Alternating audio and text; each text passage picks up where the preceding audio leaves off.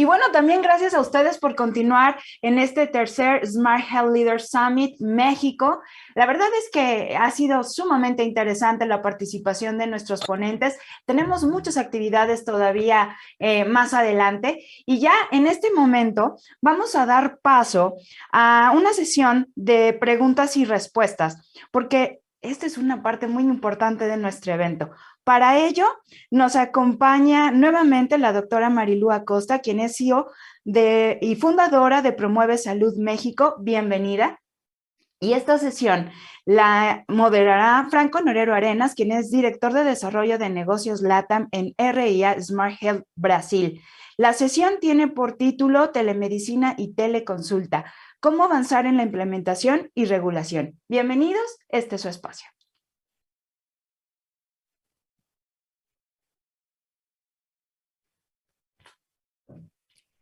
¿Qué tal? ¿Qué tal? ¿Cómo están? Hola, doctora Marilu, muchas gracias. ¿Cómo estás? Hola, Marimar, muchas gracias por la presentación. Bueno, doctora Marilu, más una vez quiero agradecer su participación en el espacio de ayer. La verdad es que el panel que usted moderó estuvo muy bien moderado. Las preguntas que usted realizó y también la interacción con el público que nos estuvo compartiendo, quedaron muchas cosas en el tintero, muchos comentarios positivos. Así que, en primer lugar, como director de desarrollo de negocios de REAC, quiero agradecer más una vez su participación y complementar ahora con su especialidad, que en el fondo es lo que es la telemedicina y la telesalud. Y quisiera partir conversando con usted sobre este conversatorio que queremos profundizar sobre lo que es telemedicina y teleconsulta y cómo podemos avanzarla en lo que es la implementación y regulación, que son dos cosas que tienen que andar de la mano para que podamos entregar, en este caso, telesalud de calidad. Y en este sentido, yo quisiera partir con usted con la siguiente pregunta. ¿Cuáles son los aportes de la telesalud y la telemedicina han logrado en cuanto al acceso, oportunidad y calidad de la atención? En este caso, desde su visión en México y a su vez también desde una visión regional, considerando también su trayectoria cuando trabajó en la Organización Panamericana para la Salud.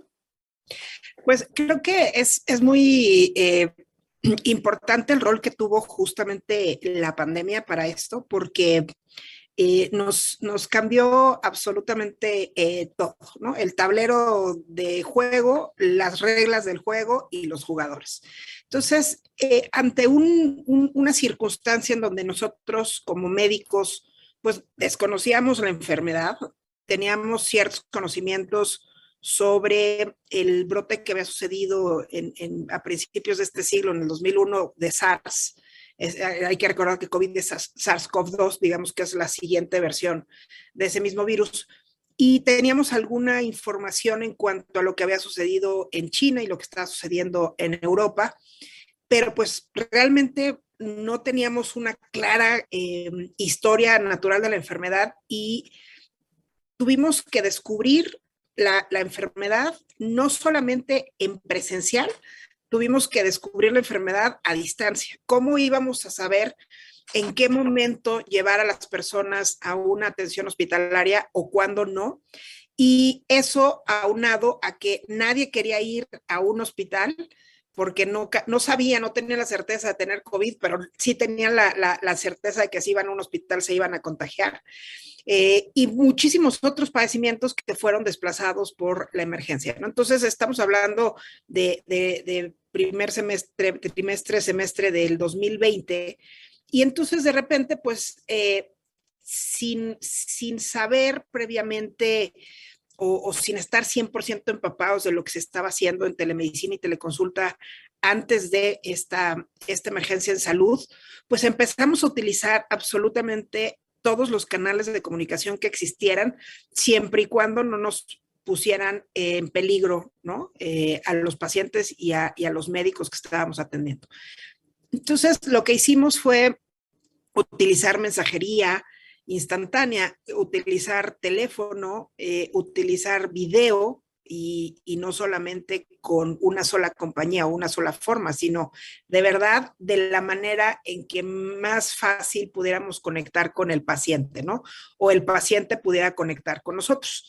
Entonces, fue un trabajo muy interesante de desarrollo porque el hecho de no tener previamente antes un cuadro clínico específico y una exploración clínica específica para COVID, pues nos permitió desarrollar desde un punto de vista presencial, que era lo que se hacía, pero que tampoco se hacía mucho por muchas razones, ¿no? Una es la saturación en todos los servicios de emergencia, entonces, ¿no? Los médicos y el personal de salud no se podía volcar en cada uno de los pacientes. Segundo, por los trajes, estos Tyvek que parecían astronautas, con caretas, con lentes, con guantes, entonces tampoco era una interacción completamente natural entre el personal de salud y los pacientes, ¿no? Entonces, en algún momento se dieron cuenta el propio personal de salud que no se podían diferenciar, ¿no? Si ellos mismos no se podían diferenciar y eran compañeros de trabajo, pues menos los pacientes. Entonces, digamos que una primera teleconsulta, una primera telemedicina presencial se hace cuando te tienes que poner en algún lugar de tu uniforme, que estás todo idéntico, tu nombre, ¿no? Porque ya no, ni siquiera puedes descubrir la cara de la otra persona.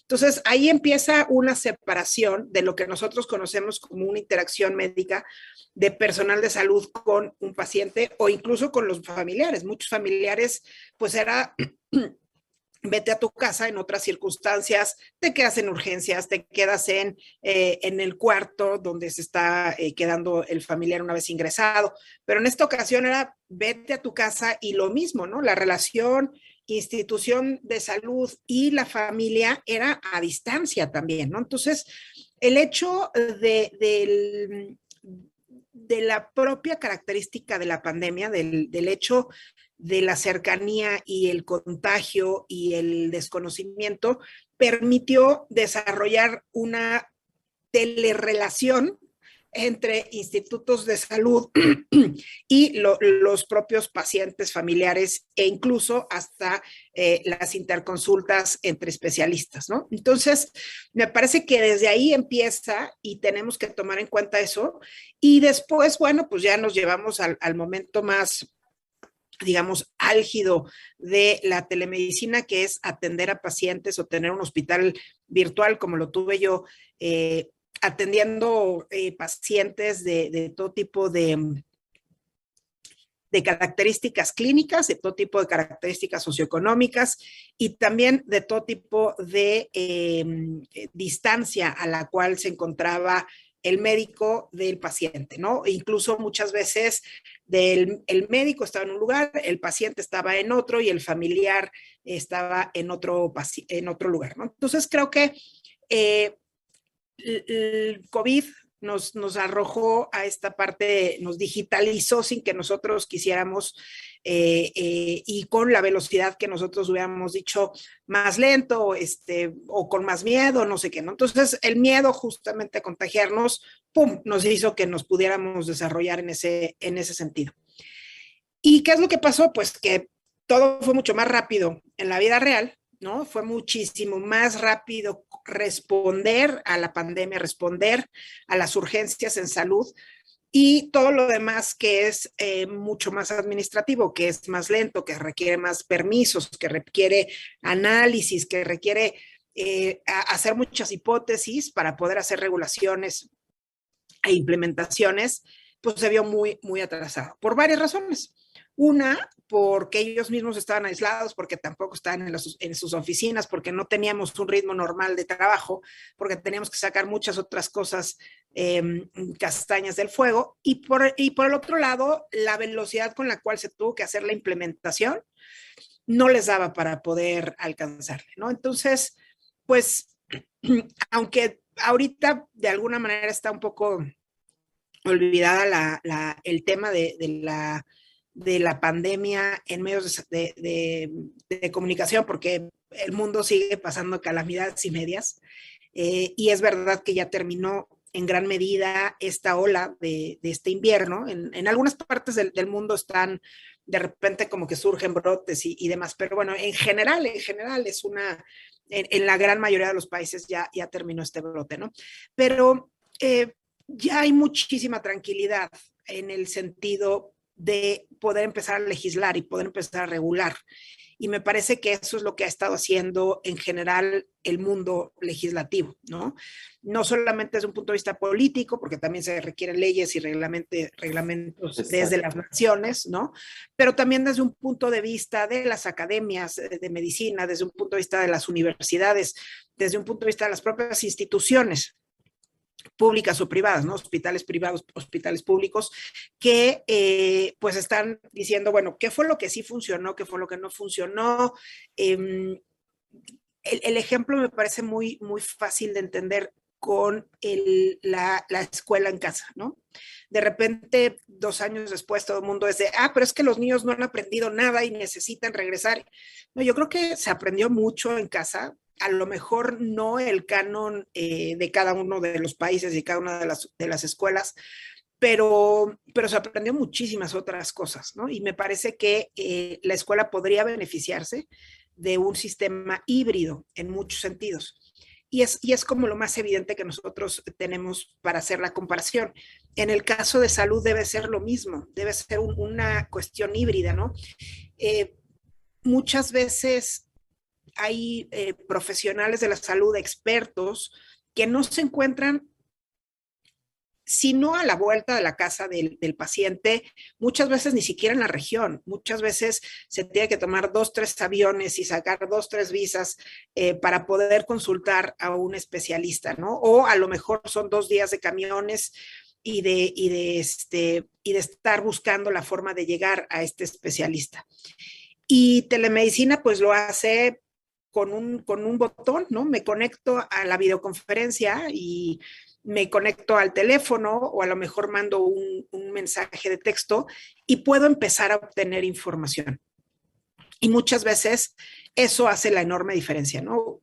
Hay muchos, no necesariamente es la especialidad, sino es más bien la experiencia del médico, del personal de salud, la que te va a dar sí, mejor sí vente, o sea, sí haz todo ese viaje para verme, o no, sabes qué, vámonos a hacer estos estudios, me parece que yo no soy la persona indicada, a lo mejor es otra persona, y empezamos a cortar mucho tiempo, mucho dinero, mucho desgaste físico, emocional y económico de las familias que están enfermas.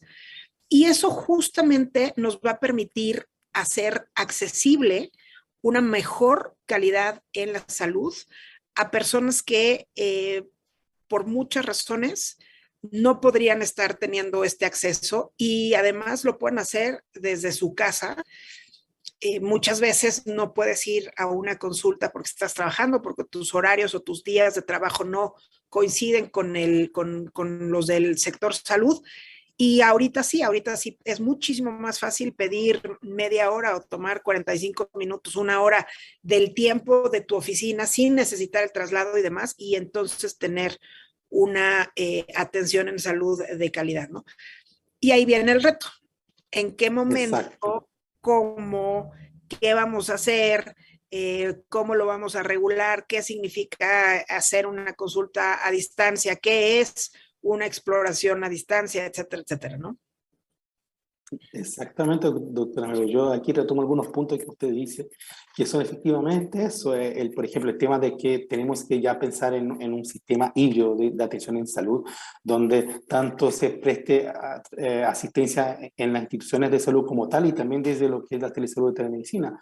Y también es súper importante que los gobiernos, y como usted resaltó, vino la pandemia y aceleró todo esto de la parte regulatoria, que antes no existía.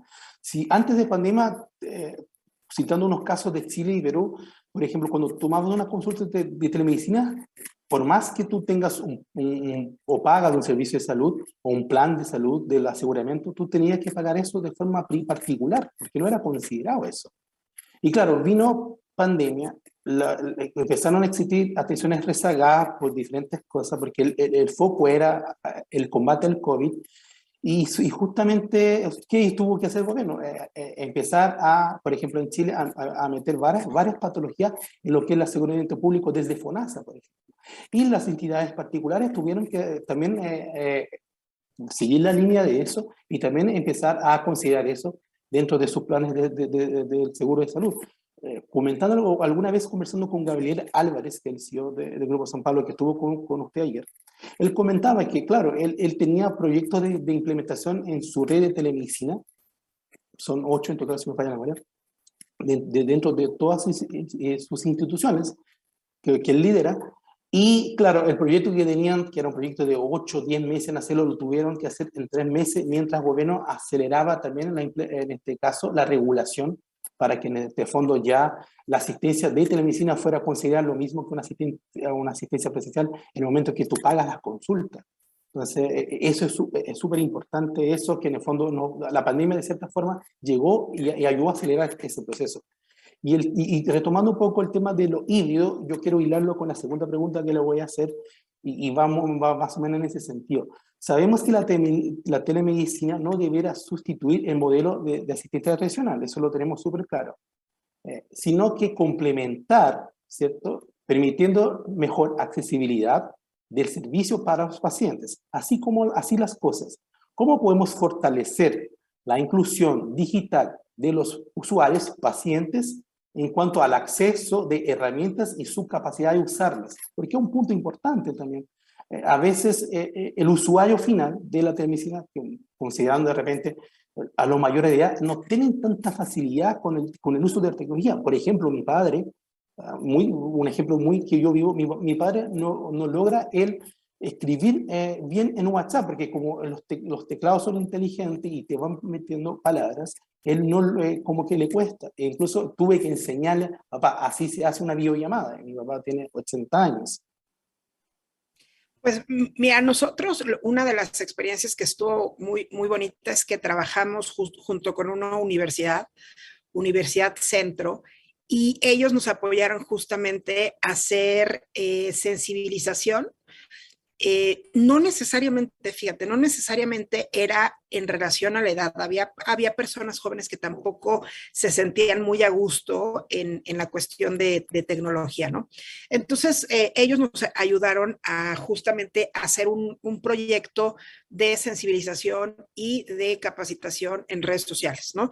No solamente era para que pudieran recibir una teleconsulta, sino también para que pudieran en ese momento, y continúan muchísimos servicios en línea, ¿no? Que desde aprender a cocinar, huertos, ejercicio, meditaciones, lo que fuera que quisieras, estaba disponible en línea. Entonces, el centro nos ayudó justamente a esa parte, y fue bastante interesante los resultados que se obtuvieron, porque no solamente era el acercarles servicios de salud, sino el acercarles pues toda una vida digital, ¿no?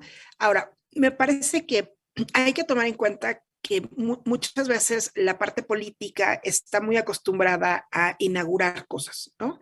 Entonces, inauguran un hospital, inauguran una clínica, y está muy bien porque no es regalado, pero sí es bastante sencillo construir un edificio, y es mucho más complicado educar a personal de salud capaz, ¿no?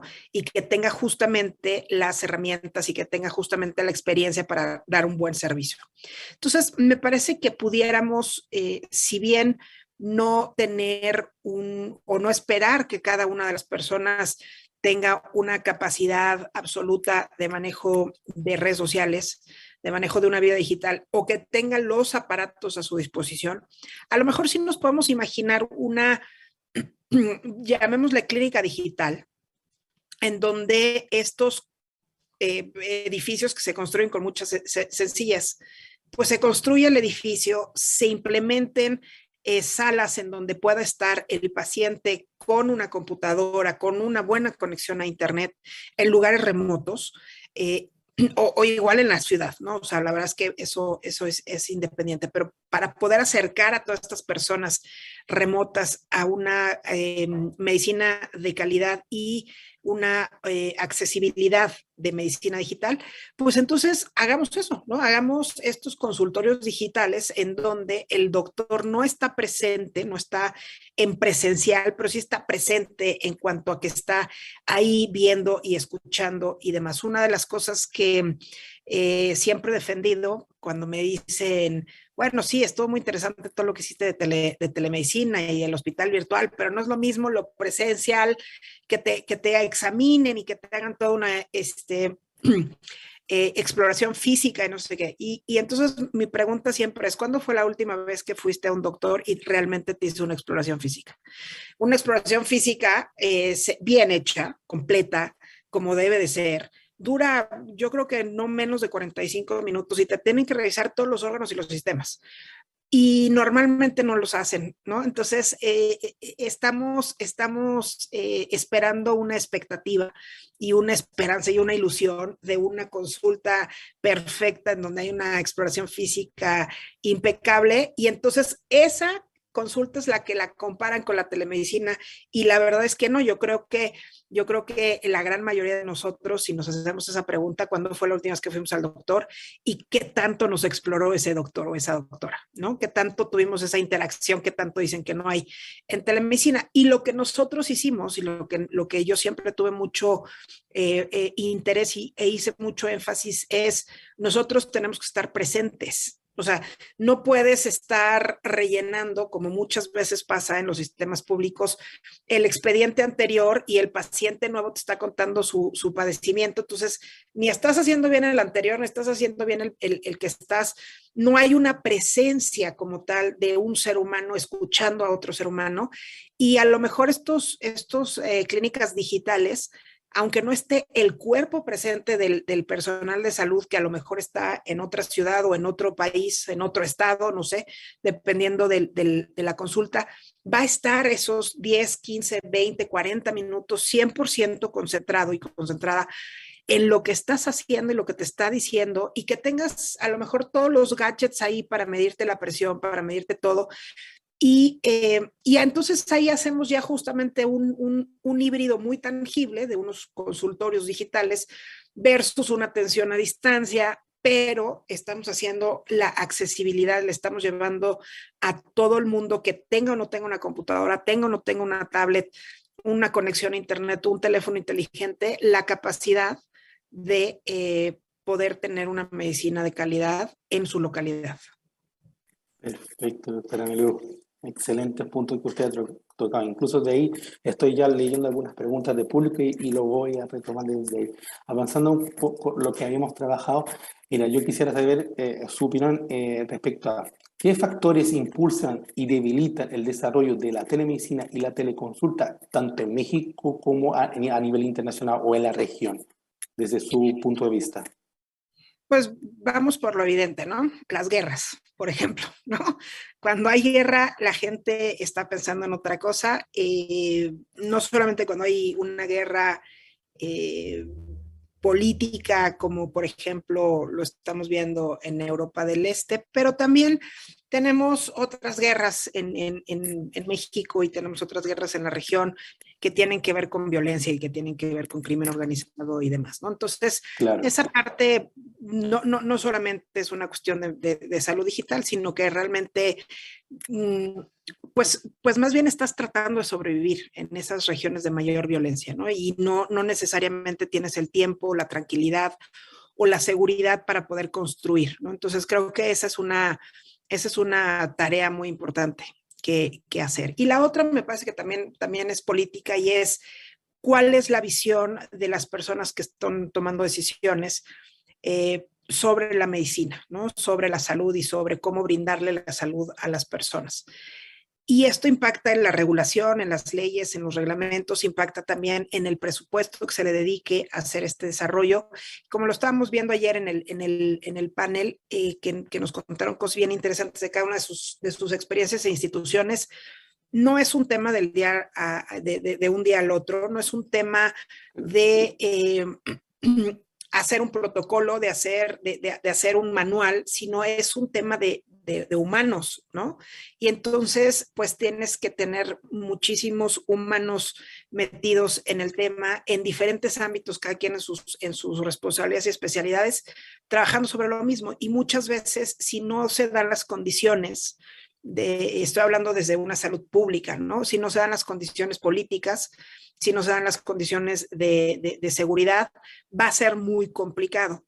y ahí entra un poco pues la oportunidad y el reto para todo lo que es privado, ¿no? Ahí también hay que ver, y sobre todo en México como un país que tiene un sistema de salud muy complejo, y tiene muy, muy fuerte su sistema público y muy, muy fuerte su sistema privado de salud, ¿no? Entonces, creo que ahí tenemos que entender que la iniciativa privada, yo creo que va a empezar a tomar la delantera porque, por muchas razones, ¿no? La salud pública, al menos en México, está un poco, pues, convulsionada, por llamarla de alguna manera, y bueno, pues la salud no espera, ¿no? O sea, al final de cuentas da Exacto. idéntico si es tal partido, si es tal decisión, si hay tal guerra, o sea, la salud no espera. Entonces hay una enorme necesidad, por un lado, de la población. Toda la población tiene una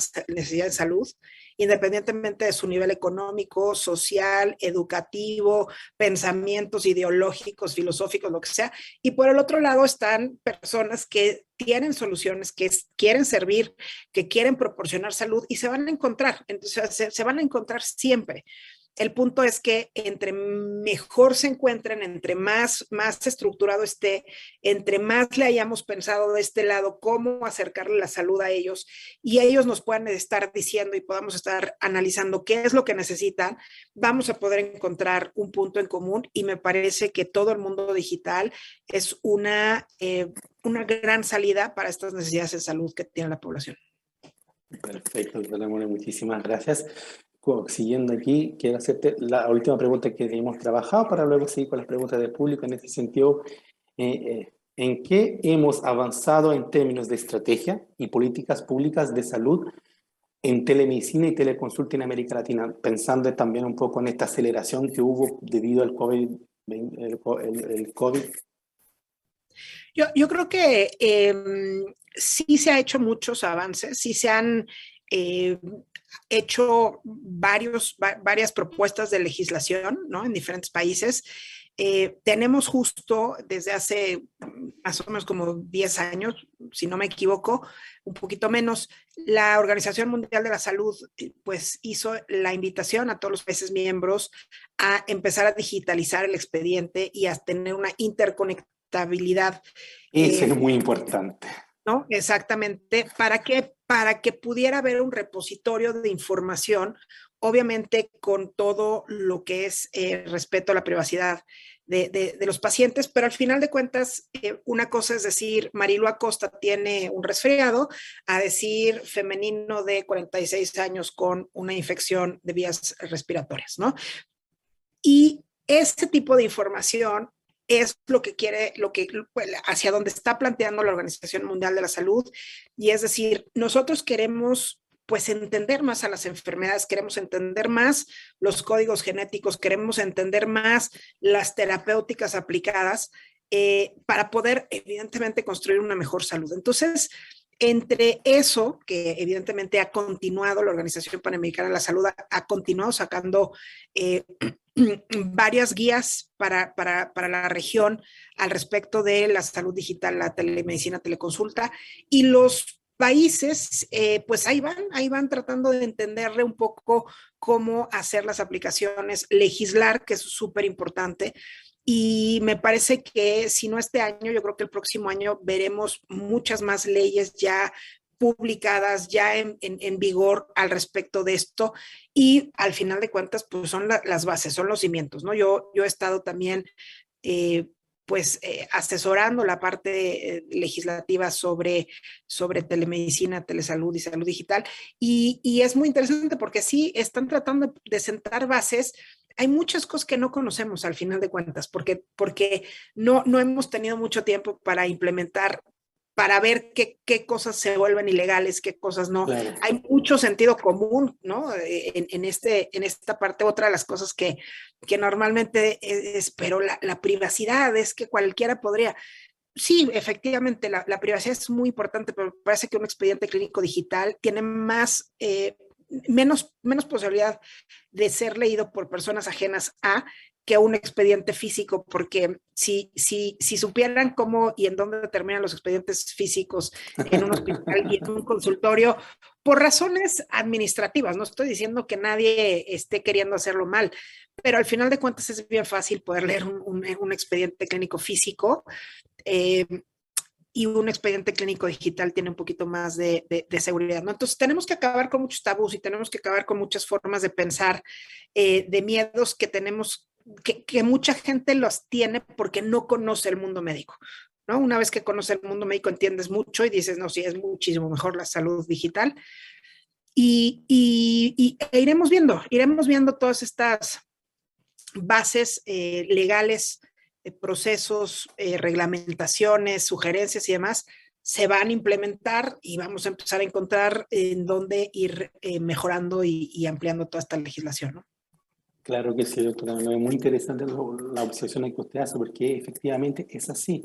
Si uno tiene que tomar esos puntos de consideración para poder, en este caso, alinear estrategias y políticas públicas que sean ya de largo plazo, porque la telemedicina y telesalud llegó para instalarse y va a ser un complemento de lo que es la asistencia física. Yo, por ejemplo, ahora estoy viviendo en Brasil hace 8 meses y en este caso mi señora hace teletrabajo desde acá hacia allá y, por ejemplo, a veces ella tiene consultas de televisión de Chile hacia acá. Entonces, eso hay que aprovecharlo de alguna forma u otra y eso significa también muchos aspectos, desde educar, desde implementar, desde regular, etc.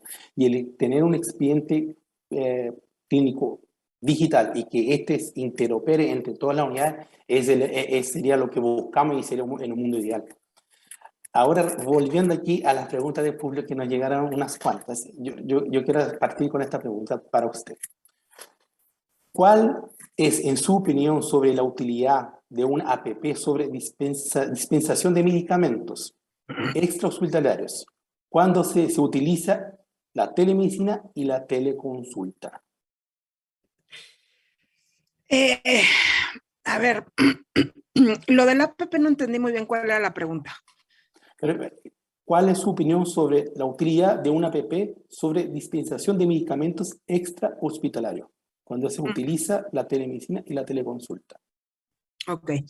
A ver, yo creo que las APPs son una forma, y estoy hablando de manera general, ¿no? Son una solución muy, muy interesante a los sitios web. Los sitios web no tienen mayor capacidad de ser hackeados. Los sitios web tienen una limitación en cuanto a ancho de banda y muchísimas cosas que a una app no. Una app, digamos, es un pequeño programa corriendo en tu propio aparato, celular, tableta o lo que sea, y eso te quita muchísimos problemas de base. Se requiere en algunas ocasiones poder tener una conexión a internet, pero es mínimo la interacción o el intercambio de información a que si estuviéramos consultando una página de internet. Entonces, me parece que las APPs en salud deberían de estarse desarrollando, del tema que sea, pero es mejor una APP que un sitio web. Ahora, desde un punto de vista de los medicamentos y demás, me parece que tenemos que hacer una revolución, un rediseño, un replanteamiento de los medicamentos en general. En la pandemia se hizo un abuso tremendo de medicamentos que no servían para nada. Exacto. Te voy a citar el caso de Brasil con el presidente de acá, pues. Y en México, ¿no? O sea, en México, bueno, hubo una serie de cosas del terror. A mí me llegaron muchísimos pacientes con unas recetas médicas de 20 medicamentos para COVID, ¿no? Wow. De los cuales nada más uno, el paracetamol, estaba correctamente indicado, muchas veces ni siquiera en la dosis, ¿no? Y bueno, el gasto, etcétera, etcétera, ¿no? O sea, son muchas cosas. El desgaste del cuerpo de estar tomando muchos medicamentos. Muchas personas que llegaban con nosotros con esta polifarmacia sintiéndose del terror, suspendíamos todos los medicamentos y, entre comillas, mágicamente se sentían mejor, pues simplemente estaban intoxicados por tantos medicamentos, ¿no? Entonces, me parece que hay muchas cosas que tratar al respecto de la farmacología, pero una aplicación que nos pudiera guiar al respecto de los medicamentos personalizada. Muchas veces tenemos especialistas o médicos que nos dan un medicamento y otro porque fuimos primero a uno y luego fuimos al otro. Y si pudiéramos tener en esta aplicación estos medicamentos y nos pudiera venir una leyendita en donde nos dijeran, oye, estás dobleteando, este medicamento sirve para lo mismo, ¿no? ¿Por qué no preguntas? O estos medicamentos se contraponen, o estos medicamentos hacen que tengas una interacción negativa. O sea, me parece que eso pudiera llegar a ayudar mucho, independientemente de que desde un punto de vista de quién te reembolsa el medicamento, pudiera también ser una cuestión administrativa más ágil, ¿no? Entonces, en donde tú tienes ahí en una aplicación tu número de asegurado, privado, público, tus medicamentos, quién te los recetó, la receta, el médico, la vinculación, todo. Y entonces el sistema de quien te tenga que reembolsar pues puede ser muchísimo más ágil. Claro, por supuesto, eso es una maravilla. Todo eso se puede considerar como telemedicina, al final de cuentas. ¿Qué es una teleconsulta? Es cuando un humano está tratando a otro humano a distancia, por el medio que sea, ¿no? Si en esa aplicación que estamos haciendo me dejan a mí o me solicitan una consulta y a través de esa aplicación yo doy la consulta, eso ya se convierte en una teleconsulta. Mientras tanto, todo lo anterior fue telemedicina o salud digital. Claro, muchas gracias por tu respuesta, doctora Marilu. Siguiendo aquí con las preguntas del público, esta la encuentro bien interesante porque hay un mix de lo que es implementación y prestación del servicio desde la visión de lo que sería la telemedicina. ¿Cómo intervenir la calidad de la atención en telemedicina si la continuidad se ve afectada por el cambio de profesional y las agendas cuando el paciente se siente estar empezando de nuevo? Bueno, esa pregunta es para la consulta normal. O sea, hay muchas personas, en México tenemos esta parte de servicio social, en donde los médicos generales terminando su formación se van un año a una clínica, ¿no? Puede ser rural o puede ser una clínica urbana. Y los cambian cada año, de entrada cada año, pero si por alguna razón tienes algún tipo de cuestiones híbridas o te quieres cambiar de plaza porque no te gustó, te cambian cada 3 meses o cada 6 meses, ¿no? Entonces, hay muy poca continuidad en ese sentido y sobre todo en los servicios públicos. Aquí el punto en donde deberíamos de estar recargando todo este enfoque es en el expediente clínico, un expediente clínico bien hecho. No me refiero bien hecho por parte del médico, del personal de salud, bien hecho por parte del software, o sea, que esté adecuadamente bien hechas las preguntas, las secciones, para que cuando cualquier médico que inicie y haga la primera historia clínica, la información que esté en ese expediente sea la adecuada. Entonces, en realidad, alguien más que pueda hacer un cambio en cuanto al profesional de la salud tenga la misma información y no tengan que empezar de nuevo el paciente a contar y entonces hagamos un seguimiento. No es lo mismo porque es como decir, pues yo tenía un amigo en la primaria y ya me lo cambiaron en la secundaria, ya me lo cambiaron en la prepa y a veces también así pasa, ¿no? Vamos cambiando de amistades y no pasa nada. Nosotros somos nuestra propia historia y nosotros somos quienes somos independientemente de nuestros amigos y eso es lo mismo que debería de suceder. Nosotros y nuestra historia clínica es lo que somos independientemente del especialista que nos esté atendiendo, del lugar, del país, de absolutamente todo, ¿no? Entonces, yo creo que una sólida historia clínica por escrito, en papel, en una hoja de texto digital o en un expediente clínico, pues solamente refleja quiénes somos, ¿no? Y eso nos pertenece a nosotros como pacientes. Así es, doctora Manuela. Mira, en honor a tiempo estamos justo ya para ir cerrando. Entonces quisiera que usted nos pasara un mensaje de conclusión de lo que hemos hablado ahora, sobre la importancia también de lo que es avanzar en lo que es la implementación y regulación de la telemedicina y teleconsulta en América Latina. Pues hay dos sentimientos, hay dos emociones muy importantes que tenemos como seres humanos y que nos hacen cambiar: el miedo y el amor. Cambiamos por miedo en estos 2 últimos años, completamente aterrados por una enfermedad que desconocíamos, y hicimos muchos cambios en nuestras vidas. Ahorita ya no debemos de tenerle miedo, tenemos que tenerle respeto, pero no miedo a COVID. Y me parece que todos los cambios que tienen que venir ahora deben de venir justamente del amor, ¿no? Ya sin el miedo y tratando de construir una mejor sociedad y que algo tenga o mucho tenga de consecuencias positivas todo lo que hemos vivido, que no ha sido nada fácil estos 2 años, nada sencillo. Exacto. Y que podamos cosechar cosas muy padres, muy bonitas y que podamos hacerlo desde el amor, desde la pasión, desde la intriga, desde el querer resolver cosas y querer vivir en una sociedad y construir una sociedad mejor. Doctora Meliu, muchísimas gracias por su participación más una vez en nuestro encuentro. De verdad fue para mí un honor poder moderar esta sesión con usted. Y en este caso quiero conceder ahora las palabras a mi colega Marimar para que siga avanzando en nuestro programa y evento. Muchísimas gracias a la audiencia, a usted. Muchas gracias.